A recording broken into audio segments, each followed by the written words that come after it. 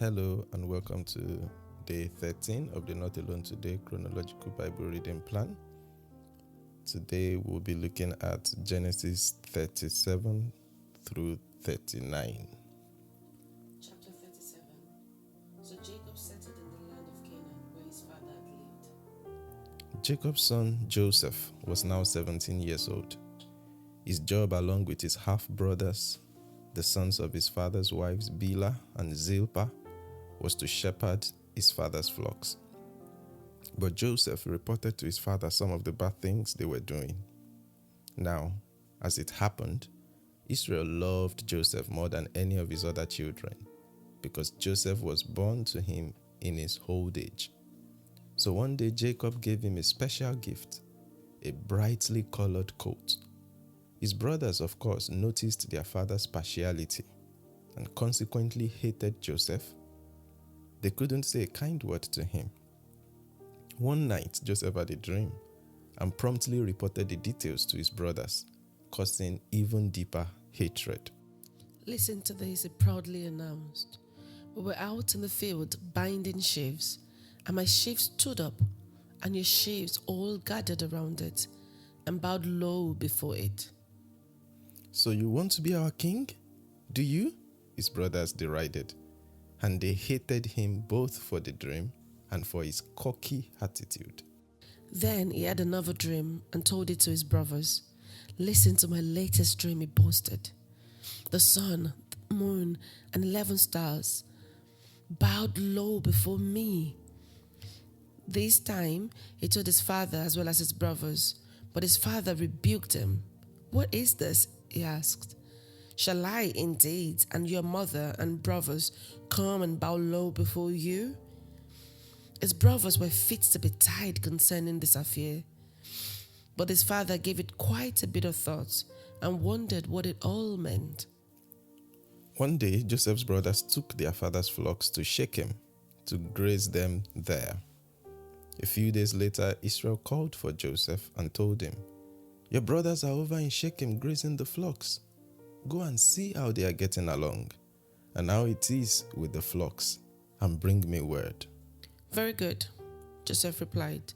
So he traveled to Shechem from his home at Hebron Valley. A man noticed him wandering in the fields. "Who are you looking for?" he asked. For my brothers and their flocks, Joseph replied. Have you seen them? "Oh yes," the man told him. "They are no longer here. I heard your brothers say they were going to Dothan." So Joseph followed them to Dothan and found them there. But when they saw him coming, recognizing him in the distance, they decided to kill him. Here comes the master dreamer, they exclaimed. Come on, let's kill him and toss him into a well and tell father that a wild animal has eaten him. Then we'll see what will become of his dreams. But Reuben hoped to spare Joseph's life. "Let's not kill him," he said. "We'll shed no blood. Let's throw him alive into this well here. That way, he will die without our touching him." Of course, Reuben was planning to get him out later and return him to his father. So when Joseph got there, they pulled off his brightly colored robe and threw him into an empty well. There was no water in it. Then they sat down for supper. Suddenly, they noticed a string of camels coming towards them in the distance, probably Ishmaelite traders who were taking gum, spices, and herbs from Gilead to Egypt. Look there, Judah said to the others. Here come some Ishmaelites. Let's sell Joseph to them. Why kill him and have a guilty conscience? Let's not be responsible for his death, for after all, he's our brother. And his brother agreed. So when the traders came by, his brothers pulled Joseph out of the well and sold him to them for 20 pieces of silver. And they took him along to Egypt. Sometime later, Reuben, who was away when the traders came by, returned to get Joseph out of the well. When Joseph wasn't there, he ripped at his cloth in anguish and frustration. "The child is gone, and where shall I go now?" he wept to his brothers. Then the brothers killed a goat and spattered its blood on Joseph's coat, and took the coat to their father and asked him to identify it. "We found this in the field," they told him. "Is it Joseph's coat or not?" Their father recognized it at once. "Yes," he sobbed. "It is my son's coat. A wild animal has eaten him. Joseph is without doubt torn in pieces." Then Israel tore his garments and put on his sackcloth and mourned for his son in deepest mourning for many weeks. His family all tried to comfort him, but it was no use. "I will die in mourning for my son," he would say, and then break down and cry. Meanwhile, in Egypt, the traders sold Joseph to Potiphar, an officer of the Pharaoh, the king of Egypt. Potiphar was captain of the palace guard, the chief executioner. Chapter 38. About this time, Judah left home and moved to Adullam and lived there with a man named Hira. There he met and married a Canaanite girl, the daughter of Shua. They lived at Chezib and had 3 sons, Onan, and Shelah. These names were given to them by their mother, except for who was named by his father. When his oldest son, grew up, Judah arranged for him to marry a girl called Tamar. But was a wicked man, so the Lord killed him. Then Judah said to Er's brother, Onan, "You must marry Tamar, as our law requires of a dead man's brother, so that our sons from you will be your brother's heirs." But Onan was not willing to have a child who would not be counted as his own. And so, although he married her, whenever he went in to sleep with her, he spilled the sperm on the bed to prevent her from having a baby, which would be his brother's. So far as the Lord was concerned, it was very wrong of him to deny a child to his deceased brother, so he killed him too. Then Judah told Tamar, his daughter-in-law, not to marry again at that time, but to return to her childhood home and to her parents, and to remain a widow there until his youngest son, Shelah, was old enough to marry her. But he did not really intend for Shelah to do this, for fear God would kill him too, just as he had his 2 brothers. So Tamar went home to her parents. In the process of time, Judah's wife died. After the time of mourning was over, Judah and his friend Hira, the Adullamite, went to Timnah to supervise the shearing of his sheep. When someone told Tamar that her father-in-law had left for the sheep shearing at Timnah, and realizing by now that she was not going to be permitted to marry Shelah, though he was fully grown, she laid aside her widow's clothing and covered herself with a veil to disguise herself, and sat beside the road at the entrance to the village of Enaim, which is on the way to Timnah.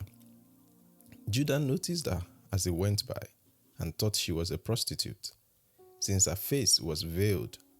So he stopped and propositioned her to sleep with him, not realizing, of course, that she was his own daughter-in-law. "How much will you pay me?" she asked. "I'll send you a young goat from my flock," he promised. "What pledge will you give me so that I can be sure you will send it?" she asked. "Well, what do you want?" he inquired. "Your identification seal and your walking stick," she replied. So he gave them to her, and she let him come and sleep with her, and she became pregnant as a result. Afterwards, she resumed wearing her widow's clothing as usual. Judah asked his friend Hira, the Adullamite, to take the young goats back to her and to pick up the pledges he had given her, but Hira couldn't find her. So he asked around of the men of the city, "Where does the prostitute live who was soliciting out beside the road at the entrance of the village?" "But we've never had a public prostitute here," they replied. So he returned to Judah and told him he couldn't find her anywhere, and what the men of the place had told him. "Then let her keep them," Judah exclaimed. "We tried our best. It would be the laughing stock of the town to go back again."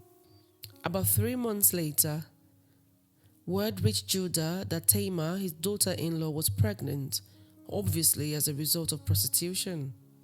"Bring her out and burn her," Judah shouted. But as they were taking her out to kill her, she sent this message to her father-in-law. The man who owns this identification seal and walking stick is the father of my child. Do you recognize them?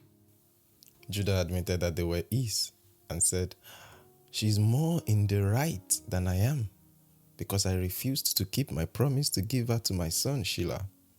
But he did not marry her. In due season, the time of her delivery arrived, and she had twin sons. As they were being born, the midwife tied a scarlet thread around the wrist of the child who appeared first. But he drew back his hand, and the other baby was actually the first to be born. "Where did you come from?" she exclaimed. And ever after, he was called Perez, meaning bursting out. Then soon afterwards, the baby with the scarlet thread on his wrist was born, and he was named Zerah. Chapter 39. When Joseph arrived in Egypt as a captive of the Ishmaelite traders, he was purchased from them by Potiphar, a member of the personal staff of Pharaoh, the king of Egypt. Now this man Potiphar was the captain of the king's bodyguard and his chief executioner. The Lord greatly blessed Joseph there in the home of his master, so that everything he did succeeded. Potiphar noticed this and realized that the Lord was with Joseph in a very special way. So Joseph naturally became quite a favorite with him. Soon he was put in charge of the administration of Potiphar's household and all of his business affairs. At once, the Lord began blessing Potiphar for Joseph's sake. All his household affairs began to run smoothly. His crops flourished, and his flocks multiplied. So Potiphar gave Joseph the complete administrative responsibility over everything he owned. He hadn't a worry in the world with Joseph there, except to decide what he wanted to eat. Joseph, by the way, was a very handsome young man. One day, at about this time, Potiphar's wife began making eyes at Joseph and suggested that he come and sleep with her. Joseph refused. "Look," he told her, "my master trusts me with everything in the entire household. He himself has no more authority here than I have. He has held back nothing from me, except you yourself, because you are his wife.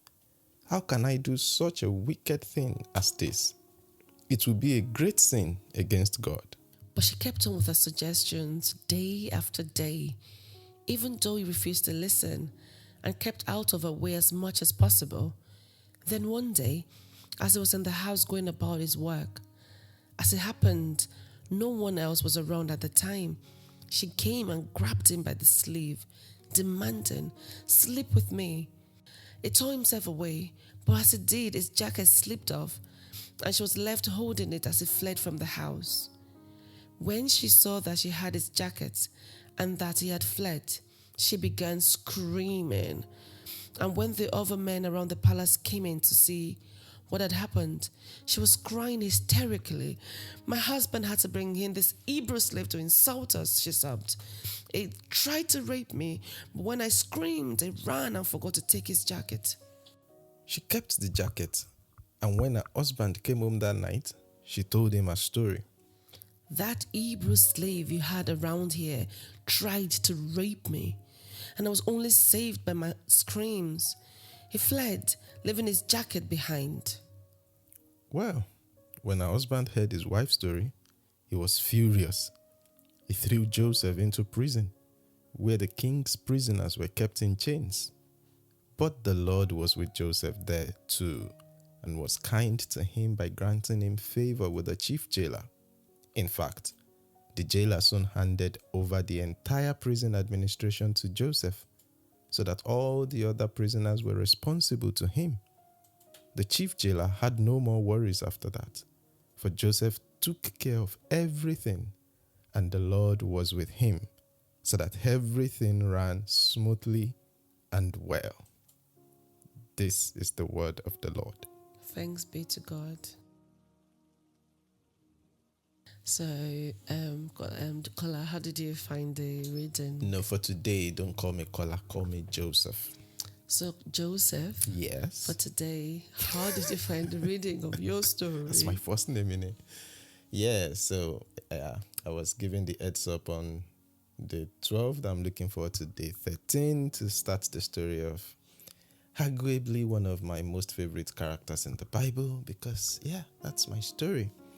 And it's not just my story because my name is Joseph. It's my story because this is also the story tied to my personal salvation story. I was 17 years old and someone preached from this very chapter 37. And immediately she opened the Bible. I think she was reading from maybe the New King James or something. And it started by saying, these are the generations of Jacob, Joseph being 17. And I thought, okay, she wants to talk about me. And at the end of the day, I was at the altar and I gave my life to Christ. And it's been a beautiful journey ever since. That's true. Well done. Anyways, yeah, what stood out to me in chapter 37, apart from the parallels that have been made in commentaries about Joseph and Jesus, about both of them, for instance, being sold for 30 pieces of silver, as it was in the KJV, and etc. The main thing that struck my attention is another similarity here between Joseph and David in chapter 37. Joseph's journey into destiny, you could argue, began with that errand that he ran for his father. When his father said, go and check on your brothers. It was pretty much what Jesse said to David, go and check on your brothers and take them some food. And he went, of course, it was time to fight Goliath, and the rest is history. That was his journey into becoming the king of Israel. And it wasn't an easy journey, but it was a journey into destiny. And what the Holy Spirit whispered to me as we were reading that is to say, for very many young people out there, the journey into destiny begins with running errands, with faithfulness in running little errands. You know, whatever it is that your hand finds to do, wherever you find to serve, just serve faithfully. And when I say journey into destiny, it's not going to be rosy. In fact, there might be errands you would not want to run. Sure. But if you're faithful in the little that has been committed into your hands, on the other side of that season is some fulfillment that will be ever so sweet. How about you? What stood out to me in chapter 37 was the chronology of how Joseph was hated by his brother. So the first was when he reported Simeon and Levi in verse 2. Yeah. We don't know why he did it. Then the second was when he told the open favoritism by Jacob to Joseph in verse 3. And then the fourth was Joseph's boasting of the dreams he had. There's no record of him needing to say it the way he said it. Yeah. So it might be his teenage that didn't make him nuance the dream properly and things. And I found it very curious that when he was rebuked by his brothers and then by his brother and his dad in chapter 11 or so, verse 11, Yeah. he didn't say anything. For someone to have boasted about the dream they had and then rebuked, you would think that his position would be like, no. They would be like a bit cocky to say, nah, you don't get it. But somehow he was silent. And it reads to me as though he had to say it. He had to say the dream so that when it then happened, after he's become a prince in Egypt, they would then realize, this is what he was talking about. So the dream wasn't just about Joseph boasting that this is what he would say, but I read it to mean that it was compelled, something, maybe God must have compelled him to say it as it was almost like prophecy rather than just a boasting. Well, very possibly. Yeah, and the last thing in chapter 37 was at the end where after Jacob had rebuked Joseph, he still pondered these things in his heart. And immediately I saw that line, I remembered Mary in Luke verse 2, Luke chapter 2, verse 19 and 51, when she was told about how Jesus would be, and then she pondered those things in her heart, and I thought, okay, lots of pondering there. Yeah. And perhaps that's the missing piece for Joseph himself. Part of what he shared could just have been things for him to first ponder in his heart, rather than sharing them. I mean, for Mary, it was clear that her ponderings helped her to be able to navigate being the mother of Jesus, with all the pains that brought, as well as all the joys. So, there's a proverb where we come from that would say, if your yam when you've planted yam, if you get to harvest a huge tuber, massively, unusually huge tubers of yam from what you've planted, you need to kind of cover it with your hands when you're eating it.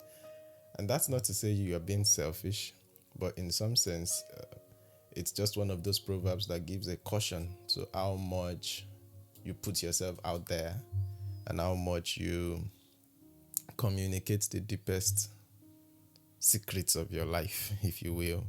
We live in an age of social media where everybody has a platform, but you just want to be careful, especially with divine communication. There's no point sharing things that needs first be pondered and brooded upon until indeed the instruction is clear for you to share them. And I like the perspective of what you were saying in terms of perhaps it was indeed compelled to share the things that he has shared. Indeed. Yeah. Earlier when I said it was at the end of 37, it's not at the end of 37. When he pondered, it was verse 11 at the end of the dreams and the telling of the hatred and stuff. Okay, sure. Yes, to clarify that. Thank you. Then there was an interesting insertion in chapter 38. By the way, this is one of the reasons why some Bible scholars will argue that, the book of Genesis seemed to be a combination of different books or accounts that were just brought together to look like what it looks like and reads like in our Bibles today, rather than just the tradition that Moses wrote everything. Because when you look at what chapter 38 is doing there, it seemed out of sorts.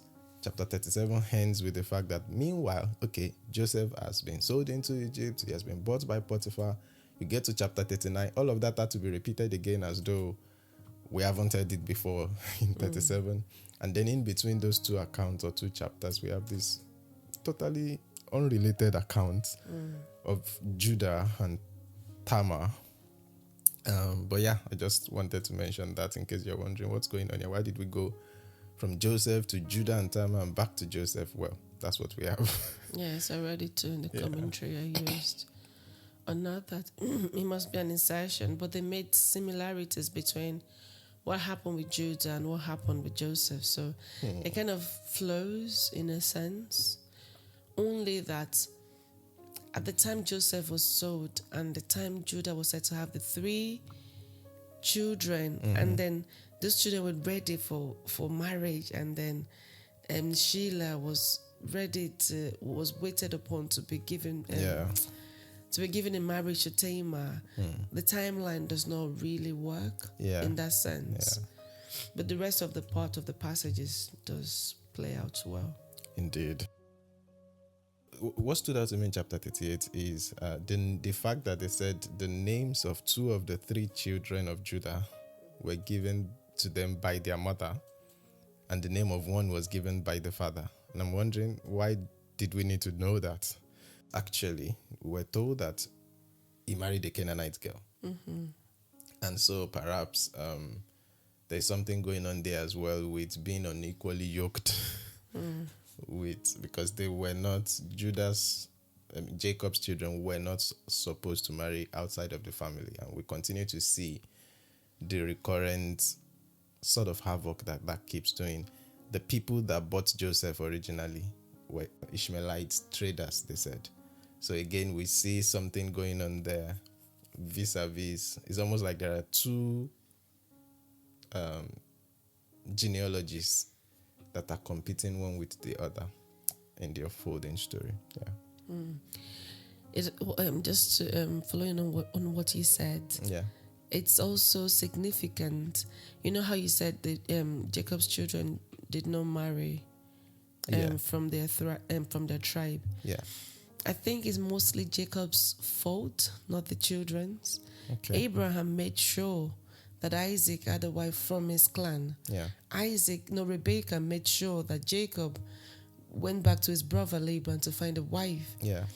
So invariably, Jacob should have done that, or it could have been the omission could have been the fact that he was mourning. If he was of a clear mind, he would have made sure that, you don't marry from the Canaanites. Yeah. People, but it's quite strategic that Abraham did it, and Abraham was really vehement about it. Isaac and Rebecca did it, but Jacob was just chilled on the fact on who they marry or not. Not that he was chilled. There's no record of him supporting who they marry. So it's quite curious why he wouldn't have taken up that responsibility as his fathers did. Indeed. And it was categorically said that he left Judah and moved to... So it's almost like that isolation in and of itself also plays a part in this story. Of course, not to read too much into it, but he said he left home and moved to Adullam. And in fact, there we started hearing of one man named Hira again and again, like they became proper business partners or pals or BFFs with some people that were not his people. So that's just striking and quite an interesting chapter. Yes. And what stood out to me in this chapter is how that widows or widowers are quite vulnerable. Yeah. Like Judah, before he went into Tamar to say, come lie with me, they just mentioned that his wife just died. Yeah. So that could have been his vulnerability when he saw a veiled woman by the roads to say, come, will you let me lie in with you? And the word lying, come lie with me, seems very flippant to the actual action. Like, what proposition to a veiled woman on the side of the road to just say, come lie with, just because she has a veil on her face? Yeah, I found that to be interesting. But it must be the culture. It must be something normal. Yeah.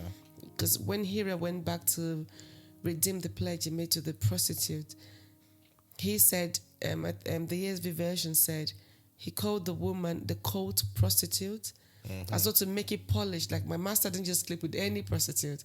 He slept with the sacred ones, the cult one, and stuff. So it could be the culture there that when you see a veiled woman on the side of the road, you can ask her to come lie with you. So then the other thing that stood out to me in chapter 38 was Tamar's strategic plan. She's astute. She's a wise woman. She made sure, she must have anticipated the fact that when they hear that she's pregnant, there will be a problem. And therein, that's why she took in the pledges from Judah. Yeah. And while she was being taken to be burned, she sent a message to them. And in my head, it doesn't follow logically. People are here dragging you. You will die today, you will die. You need to be burned. And then how did she find time to send a message in the throes of that dragging and everything? I just find that to be, I think the thing I'm drawing out is just how strategic she is. She's seen how devious her father-in-law could be. And made preparation for herself. It's like an insurance policy, something to soften her fall, to know that if anything happens, I've got this thing, I've got backup. And while she was being told, while she was being dragged, I keep saying dragged, but that's how I can picture it. While she was being dragged to be burned, she didn't argue with them. Even after she sent the message, she didn't argue. There's this, I read into the story that is about this calmness to her, like, I've got this and it's enough. You just go test it out and come back and tell me what you think. Yeah. And then it worked for her. Indeed. Chapter 39, I think the main thing that was very striking to me is this repeated pattern in the life of Joseph of an excellent spirit, in the sense that wherever he finds himself, it's unmistakable, the grace for administration that is upon his life. So whether he was in Potiphar's wife, everything had to be left to his command, except for the man to just choose what he's going to hit. And the same thing in the prison. It was in no time. The chief jailer also spotted that grace and literally left the running of the prison to a prisoner. I think it's something. Of course, the source of that continues to be attributed to God. The Lord blessed him greatly, it says in verse 2. And also later on down the chapter, the Lord blessed him and caused what he did to prosper in that sense. Yeah, what stood out to me in 39 was the word lie with me. Like, it's so 38 and 39 has this testosterone running through people. First, was it Onan's wanting to have sex with Tamar, but not wanting her to have child for his deceased brother. Yeah. Then it was Judah seeing a prostitute by the road and propositioning for her to come lie with him. And there was this woman making face at a 17-year-old child, asking him to come lie with her. Yeah, it just felt weird. Like, I thought they don't have anything else to do. Yeah. And the woman too, maybe because Joseph is taking care of the whole administration of the household, she had nothing to do. So hence she has time to be making eyes at a 17-year-old boy instead of running her home and taking care of her children. I don't know why I'm ranting, but yeah. So the come lie with me just felt like it's repeated throughout. Yeah. Interesting. Yeah, that's day 13 done. And it's a joy to have you join us in it. What stood out to you from today's reading? You could let us know in the comments via whichever platform you're listening from. And let's continue the journey as we turn the page tomorrow to Genesis chapter 40 on day 14. Yeah, until then, just remember, you're not alone Today. God bless you. God bless you.